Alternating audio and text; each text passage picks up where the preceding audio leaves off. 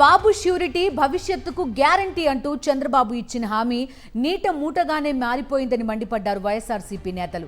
చంద్రబాబు ఇచ్చిన హామీలపై చేతులెత్తేశారని విమర్శించారు.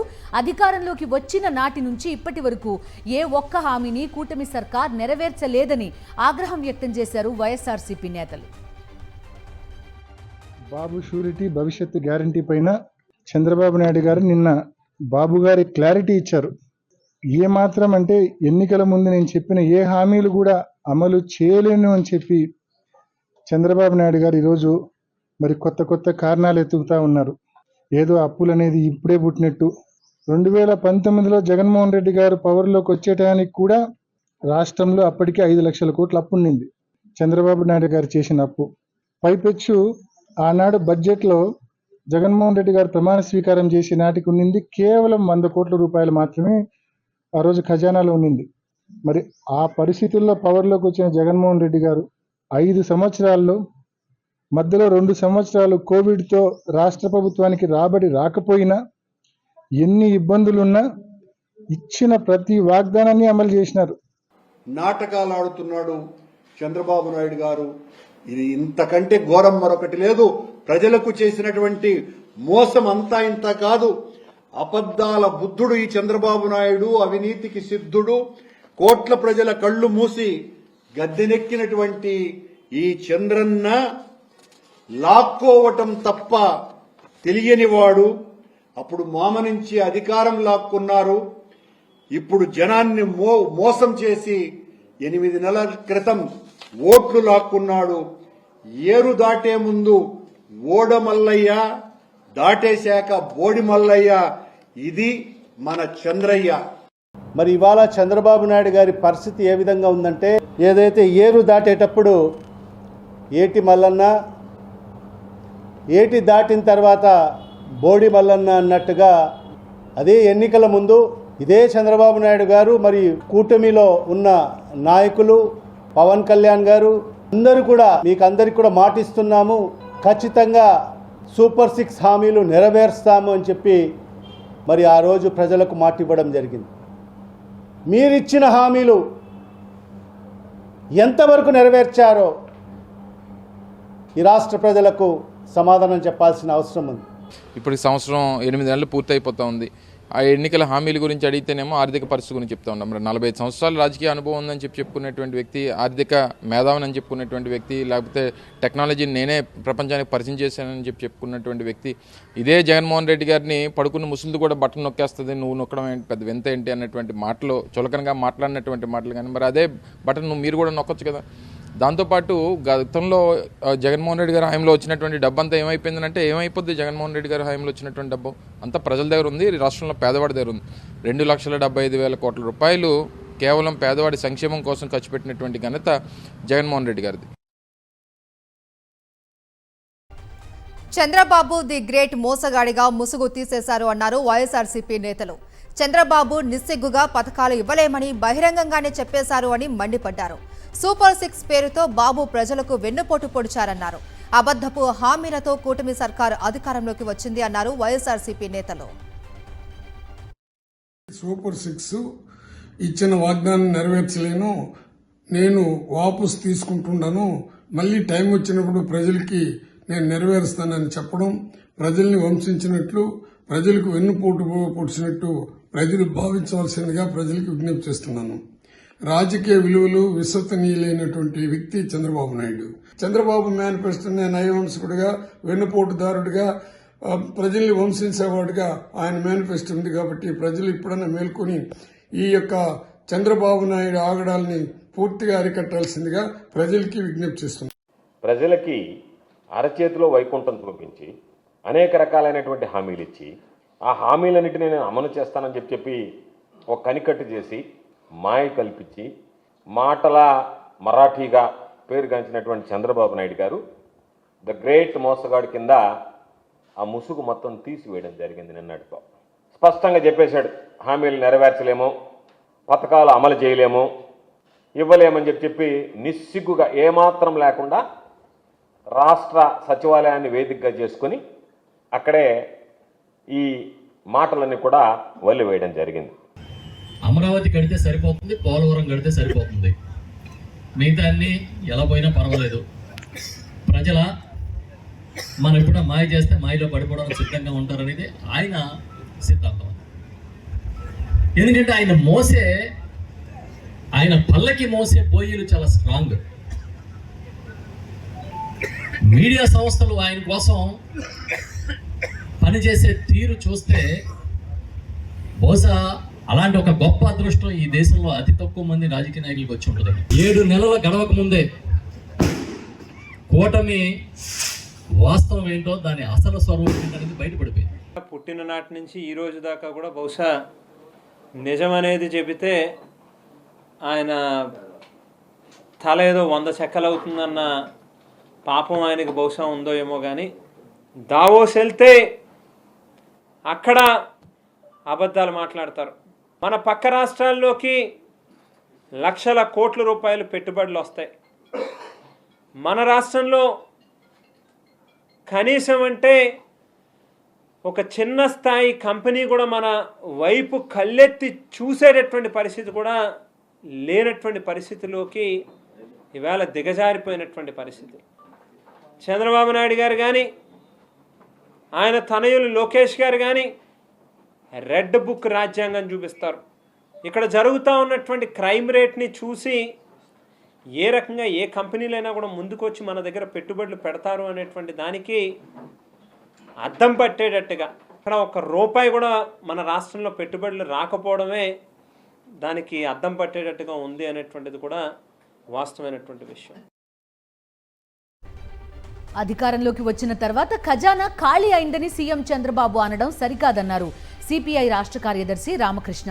ఎన్నికల్లో చెప్పినట్టుగా సూపర్ 6 పథకాలు ఖచ్చితంగా అమలు చేయాల్సిందే అన్నారు. హామీలు అమలు చేయకపోతే ప్రజా వ్యతిరేకత తప్పదని హెచ్చరించారు. మీరు రైతులకు 20,000 రూపాయలు ఇస్తామన్నారు, ఇంతవరకు ఇవ్వలే. అదేవిధంగా ప్రతి మహిళకు 1500 నెలకు ఇస్తామని చెప్పారు. తల్లికి వందనం అన్నారు. అదేవిధంగా అనేక రకాలైన వాగ్దానాలు చేశారు. మహిళలందరికీ బస్ ఫ్రీగా ఉంటుంది చెప్పారు. ఇవన్నీ కూడా అమలు చేయాల్సిందే. ప్రభుత్వం సూపర్ 6 వాగ్దానాలు అమలు చేసేంత వరకు రాష్ట్ర ప్రజలు ఈ ప్రభుత్వం పైన ఒత్తిడి తెస్తూనే ఉంటారు. దావోసు పర్యటనలో మిగతా రాష్ట్రాల కంటే గొప్పగా పెట్టుబడులు సాధించాము అన్నారు సీఎం రేవంత్ రెడ్డి. కానీ అసూయతోనే ప్రతిపక్షాలు తమను అభినందించడం లేదు అన్నారు. తాము విఫలమైతే పైశాచిక ఆనందం పొందాలి అని కొందరు చూశారు అన్నారు. అటెన్షన్ అనే కొత్త జబ్బు కొందరికి ఉందని, అటెన్షన్ వాళ్లపైనే ఉండాలి అని నిరంతరం కోరుకుంటున్నారని ఆరోపించారు రేవంత్. వాళ్ళ దుఃఖమంతా, బాధ అంతా, అసూయ అంతా, కడుపులో కుళ్ళంతా వీళ్ళు ఎక్కడో ఒక దగ్గర విఫలమైపోతారు. దాన్ని చూసి పైశాచిక ఆనందం పొందాలనుకుంటే వీళ్ళు వెళ్ళి విజయవంతంగా చాలా రాష్ట్రాల నుంచి ముఖ్యమంత్రులు వచ్చిండ్రు.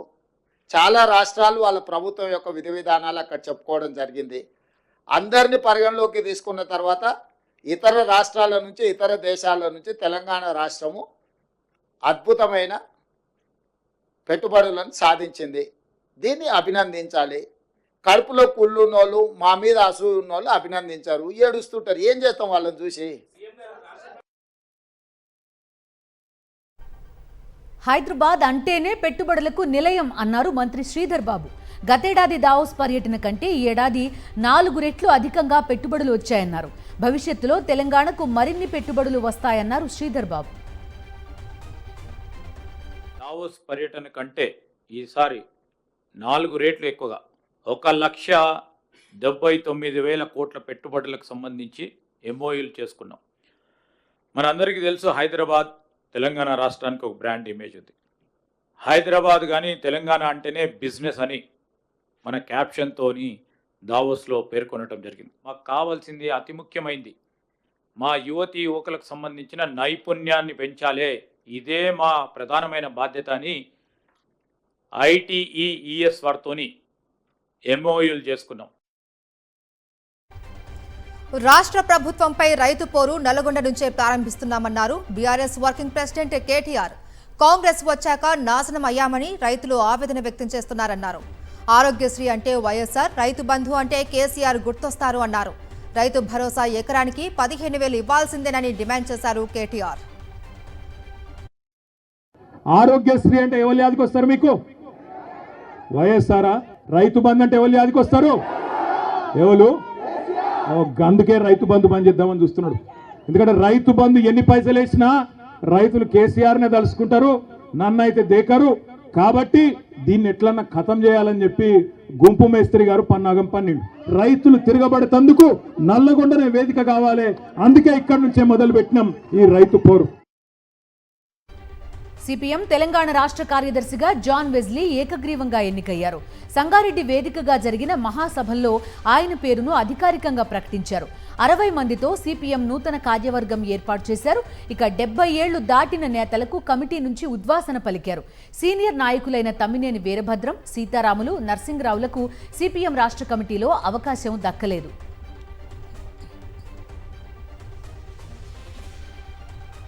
తెలంగాణలో త్వరలో పంచాయతీ ఎన్నికలకు నగారా మోగనుంది. ఫిబ్రవరి 2వ వారంలో ఎన్నికలు నిర్వహించాలి అనే యోచనలో సర్కారు ఉన్నట్లు తెలుస్తోంది. పంచాయతీ ఎన్నికల నిర్వహణ, అందుకు సంబంధించిన ఏర్పాట్ల గురించి ముఖ్యమంత్రి రేవంత్ రెడ్డి రేపు సమీక్షా సమావేశం నిర్వహించనున్నట్లు సమాచారం. ఈ రివ్యూ మీటింగ్లోనే ఎన్నికలపై నిర్ణయం తీసుకుంటారని భావిస్తున్నారు.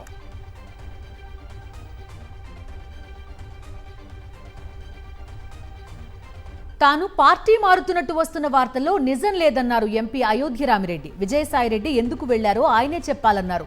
రాజకీయాల్లో అప్ అండ్ డౌన్స్ ఉంటాయన్నారు. ఓటమి పాలైనప్పుడు తట్టుకుని నిలబడాలన్నారు అయోధ్య రామిరెడ్డి. అన్ని రాంగ్ అని చెప్పినా కదా, కొంచెం ఆ ఒత్తిళ్ళు వచ్చినప్పుడు నిలబెట్టుకొని దాన్ని సర్దుకొని జాగ్రత్త చేసుకొని వెళ్ళే ప్రాసెస్లో కొంతమంది సర్దుకోగలుగుతారు, కొంతమంది సర్దుకోలేకపోతారు. మనం గెలిచినప్పుడు అంతా హ్యాపీ ఉంటుంది. ఓడినప్పుడు మనం కూడా ఏదంటే కొన్ని ఇష్యూస్ ఉంటాయి, ఫ్యామిలీలో కూడా అంతే ఉంటాయి, మనసులో వేరే ఆలోచనలతోటి జారిపోతుంటారు. సో దాన్ని మనం ఇష్యూస్గా తీసుకోవద్దు. గుంటూరు కార్పొరేషన్ స్టాండింగ్ కమిటీ ఎన్నికల్లో టీడీపీ ప్రలోభాలకు పాల్పడుతుందని ఆరోపించారు వైఎస్ఆర్సీపీ నేతలు. కూటమి నేతలు ప్రజాస్వామ్యానికి విఘాతం కలిగిస్తున్నారని మండిపడ్డారు. లక్షల రూపాయలు వైఎస్ఆర్సీపీ కార్పొరేటర్లకు వెదజల్లుతున్నారన్నారు. టీడీపీ ఎమ్మెల్యేలు అధికార దుర్వినియోగం చేస్తున్నారన్నారు వైఎస్ఆర్సీపీ నేతలు. కార్పొరేటర్లని భయభ్రాంతులు గురి చేసి వాళ్ళని కూటమి వైపు అంటే తెలుగుదేశం పార్టీలోకి మళ్లించుకోవాలని చెప్పేసి వాళ్ళు చేసే ప్రయత్నం ఇది మంచి పద్ధతి కాదు అని చెప్పేసి కూడా నేను చెప్తా ఉన్నా. ఎందుకంటే ఇలాంటి చరిత్రలో ఎప్పుడూ కూడా గుంటూరు నగరపాలక సంస్థ అయినప్పటి నుంచి అంతకుముందు మున్సిపాలిటీ దగ్గర నుంచి కూడా ఇలాంటి సంస్కృతి అనేది ఎప్పుడూ కూడా మేము చూడలేదు, మేము వినలేదు. ఈ కార్పొరేషన్లో 3 ఎమ్మెల్యేలకు సంబంధాలు ఉన్నాయి. ఈ 3 ఎమ్మెల్యేలు ఇళ్ళకి వెళ్ళిపోతున్నారు. ఎవరికి? వైసీపీ తరఫున గెలిచిన వారిళ్ళకి, ఫ్యాను గుర్తు మీద గెలిచిన వారి ఇళ్ళకి.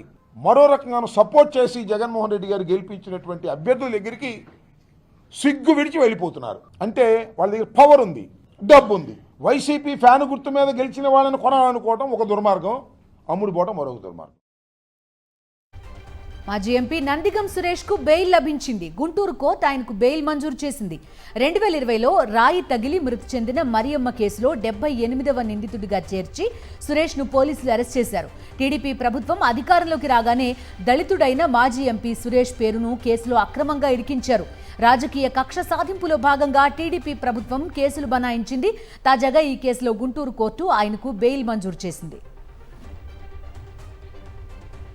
గుడివాడ టీడీపీ నేత తులసిబాబుపై టీడీపీ వింత డ్రామాకు తెరలేపింది. అసలు తులసిబాబుకు టీడీపీతో సంబంధం లేదు అంటూ పల్లా శ్రీనివాస్ ప్రకటించారు. టీడీపీలో ఉన్నా తమకు సంబంధం లేదు అని ప్రకటించడం విడ్డూరంగా ఉంది. రఘురామకృష్ణంరాజు కేసులో రిమాండ్లో ఉన్న తులసిబాబు గుడివాడ టీడీపీ ఎమ్మెల్యేకు బినామీగా ఉన్నట్లు గుడివాడ ప్రజలు చెప్తున్నారు. గతంలో లోకేష్తోనూ ఫోటోలు దిగారు తులసిబాబు. అంతేకాదు గుడివాడలో కలెక్టర్, ఇతర అధికారులతో సమీక్షలు కూడా చేశాడు. గుడివాడలో టీడీపీ షాడో ఎమ్మెల్యేగా వ్యవహరించాడు తులసిబాబు. అయితే టీడీపీకి ఇప్పుడు సంబంధం లేదు అంటూ పల్లా శ్రీనివాస్ వింత ప్రకటన చేయడం చర్చనీయాంశంగా మారింది. విజయవాడ ఎనికేపాడులో పంచాయతీ కార్యదర్శిపై జనసేన నేతలు దౌర్జన్యానికి దిగారు. ఎనికేపాడు సెంటర్లో వంగవీటి విగ్రహం పక్కన జ్యోతిరావు పూలే విగ్రహం పెట్టేందుకు జనసేనలోని ఓ వర్గం అధికారులతో అనుమతి తీసుకుంది. అయితే జనసేనలో మరో వర్గం జ్యోతిరావు పూలే విగ్రహం ఏర్పాటుకు అనుమతి అడగ్గా అధికారులు గ్రీన్ సిగ్నల్ ఇచ్చారు. తాము అనుమతి తీసుకున్న చోట గాంధీ విగ్రహం పెట్టడంతో పార్టీ నాయకులను జనసేనలోని మరో వర్గం నిలదీసింది. అనుమతిచ్చిన పంచాయతీ కార్యదర్శి ఎంఎస్ విద్యాధర్పై దాడికి యత్నించాడు జనసేన నేత చలమలశెట్టి రమేష్, ఆయన అనుచరులు. నువ్వెంత, నీ బతుకెంత, తమ కింద పాలేరువి అంటూ నోటికొచ్చినట్టుగా అధికారులపై రెచ్చిపోయాడు చలమలశెట్టి రమేష్.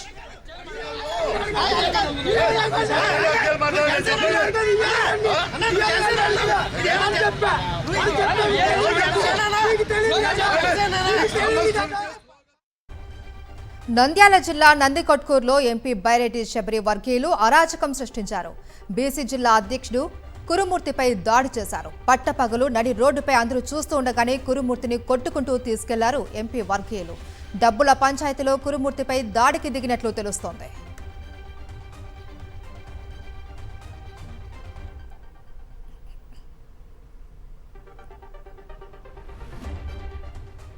ఎన్టీఆర్ జిల్లా తిరువూరులో MLA Kolikapudi Srinivas versus sub inspector వివాదం హాట్ టాపిక్ గా మారింది.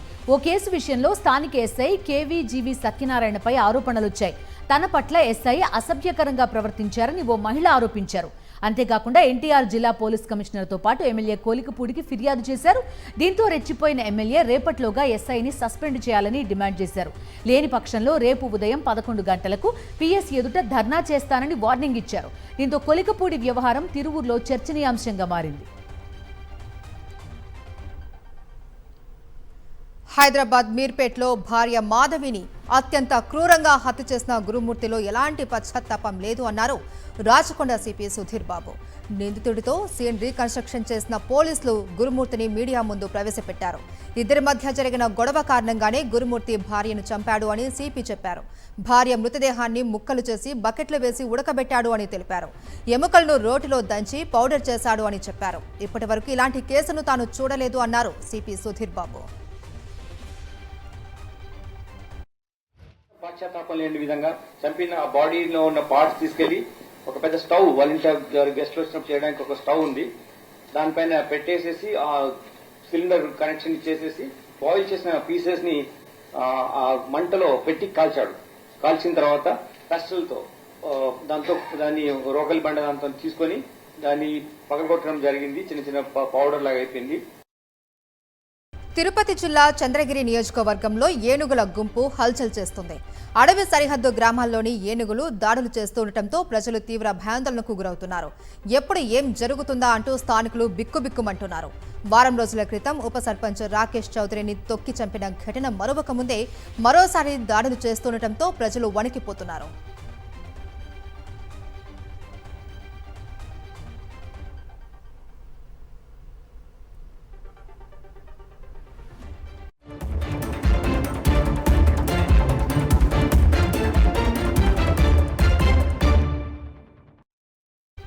జాతీయ వార్తలకు వెళ్దాం. కాన్సర్ట్ ఎకానమీకి బూస్ట్ ఇచ్చే దిశగా ఆలోచనలు చేయాలని రాష్ట్రాలకు సూచించారు ప్రధాని నరేంద్ర మోదీ.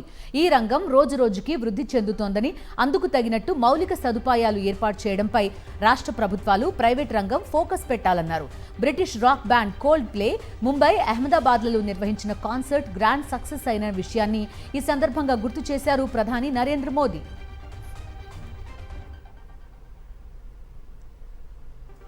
ఢిల్లీలో అసెంబ్లీ ఎన్నికల జోరు పెంచింది బీజేపీ. స్టార్ క్యాంపెయినర్లు రంగంలోకి దిగి రాజధానిని చుట్టేస్తున్నారు. కేంద్ర హోంమంత్రి అమిత్ షా లాజ్పత్ నగర్ నియోజకవర్గంలో రోడ్ షో నిర్వహించారు. కమల దళానికి అవకాశం ఇవ్వాలి అని హస్తిన ఓటర్లకు పిలుపునిచ్చారు. గురువారం నుంచి ప్రధాని మోదీ కూడా ఢిల్లీ ప్రచార పర్వంలోకి అడుగు పెడుతున్నారు. ఈ నెల 29, 31తో పాటు ఫిబ్రవరి 2 తేదీల్లో ఆయన భారీ ర్యాలీలు నిర్వహించనున్నారు. ఫిబ్రవరి 5న ఢిల్లీ అసెంబ్లీ ఎన్నికల పోలింగ్ జరగనుంది. ఉత్తరప్రదేశ్ బాగ్పత్లో ఘోర ప్రమాదం జరిగింది. ఆదినాథుడి లడ్డూ మహోత్సవంలో స్టేజ్ కూలిపోయిన ఘటనలో మృతుల సంఖ్య 6కు పెరిగింది. 50 మందికి పైగా గాయాలయ్యాయి. జైనులు ఈ లడ్డూ ఉత్సవం నిర్వహించగా ఆదినాథుడికి లడ్డూ సమర్పించేందుకు 100 మంది తరలివచ్చారు. ఈ క్రమంలో చెక్కతో ఏర్పాటు చేసిన వేదిక ఒక్కసారిగా కుప్పకూలిపోయింది. ఘటనలో 6గురు చనిపోగా జైన శిష్యులు, పోలీస్ సిబ్బంది సహా 50 మందికి పైగా గాయపడ్డారు. వెంటనే రంగంలోకి దిగిన అధికారులు సహాయక చర్యలు కొనసాగిస్తున్నారు. క్షతగాత్రులను సమీపంలోని హాస్పిటల్స్ కి తరలించారు. ప్రమాదంపై యూపీ సీఎం యోగి ఆదిత్యనాథ్ దిగ్భ్రాంతి వ్యక్తం చేశారు. సహాయక చర్యలు వేగంగా చేపట్టాలని, గాయపడిన వారికి మెరుగైన చికిత్స అందేలా చూడాలని ఆదేశాలిచ్చారు.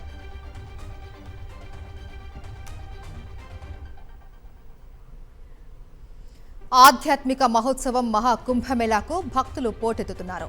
ప్రయాగ్రాజ్లోని త్రివేణి సంగమ తీరం జనసంద్రాన్ని తలపిస్తుంది. ఇప్పటికే దాదాపు 15 కోట్ల మంది సంగమంలో పుణ్య స్నానాలు ఆచరించారు. రేపు మౌని అమావాస్య అమృత స్నానానికి పెద్ద సంఖ్యలో జనం తరలివస్తున్నారు. మాఘమాస మౌని అమావాస్య రోజు దాదాపు 10 కోట్ల మంది త్రివేణి సంగమంలో అమృత స్నానం చేస్తారు అని అధికారులు అంచనా వేస్తున్నారు. అందుకు అనుగుణంగా విస్తృత ఏర్పాట్లు చేశారు. 12 కిలోమీటర్ల ఘాట్ను సిద్ధం చేశారు. మౌని అమావాస్య కోసం భారతీయ రైల్వే 150 స్పెషల్ ట్రైన్స్ నడుపుతోంది.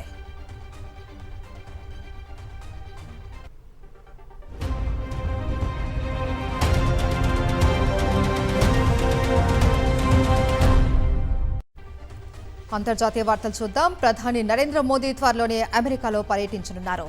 ఫిబ్రవరిలో ఆయన వైట్ హౌస్ కు వచ్చే అవకాశం ఉందని అగ్రరాజ్యం అధ్యక్షుడు డొనాల్డ్ ట్రంప్ వెల్లడించారు. వచ్చే నెలలో తాను మోదీతో సమావేశమయ్యే అవకాశం ఉందని తెలిపారు. అమెరికా అధ్యక్షుడిగా రెండోసారి బాధ్యతలు చేపట్టిన ట్రంప్తో ప్రధాని మోదీ నిన్న ఫోన్లో మాట్లాడారు. ఇరు దేశాల సంబంధాలను మరింత బలోపేతం చేసుకోవడంపై చర్చించుకున్నారు. దీనిపై మీడియా ప్రశ్నకు ట్రంప్ బదులిచ్చారు. మోదీతో సుదీర్ఘంగా మాట్లాడాను అని, భారత్తో మంచి అనుబంధం ఉందని చెప్పారు. వచ్చే నెలలో భారత ప్రధాని వైట్ హౌస్ కు రావచ్చు అన్నారు ట్రంప్. అక్రమ వలసదారుల అంశంపైన మోదీతో చర్చించినట్టు తెలిపారు.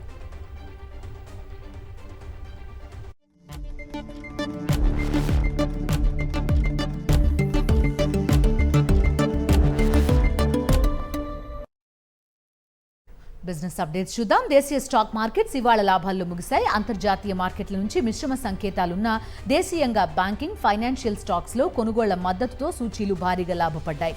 ముఖ్యంగా HDFC, ICICI, axis bank, Bajaj finance షేర్లు సూచీలను ముందుకు నడిపించాయి. దీంతో సెన్సెక్స్ 535 పాయింట్ల ప్రాఫిట్తో 75,901 వద్ద స్థిరపడింది. నిఫ్టీ 128 పాయింట్లు ఎగబాకి 29,957 వద్ద ముగిసింది. దేశవ్యాప్తంగా బంగారం ధరలు స్వల్పంగా తగ్గాయి. 24 క్యారెట్ల తులం బంగారం ధరపై 320 రూపాయలు తగ్గడంతో 81,930 రూపాయలకు చేరింది. ఇక 22 క్యారెట్ల బంగారం 10 గ్రాములపై 300 రూపాయలు తగ్గడంతో 75,100 రూపాయల వద్ద స్థిరపడింది. మరోవైపు బంగారం ధరలో ఉన్న తగ్గుదల వెండి ధరలో మాత్రం కనిపించలేదు. కేజీ వెండి రేటు 104,000 వద్ద ఉంది.